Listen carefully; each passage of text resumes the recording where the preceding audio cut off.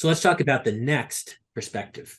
The next perspective is to hit things with a hammer. You already know you can completely characterize what a system is, not with a difference equation, but by hitting it with a hammer. And if you hit it with a hammer, if you put in a unit sample into your system, which again for discrete time is so much easier to understand than for continuous time, because it's just something that's zero at all times except for n equals 0.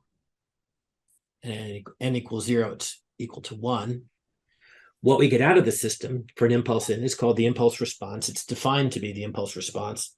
And now we say that any input, x of n, can be made by adding shifted and scaled impulses. Then any output can be found by adding shifted and scaled h of n's in the exact same manner. And Raj, what's that called? Convolution. Convolution. Putting that into words, any output can be found just by adding shifted and scaled h of n's, where we're shifting and scaling it by our particular values of our input. This also tells you that the h of n, the impulse response, is a complete description of what our system does. And it has a very different feel than our difference equation.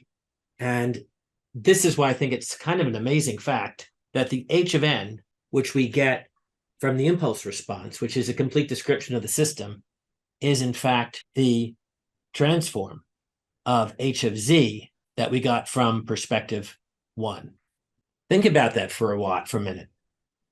That perspective 1 talked about how the difference equation can be directly changed into the system transfer function. Perspective 2 says that another way of describing what a system is completely is by its impulse response, and that these two things are z transforms of each other.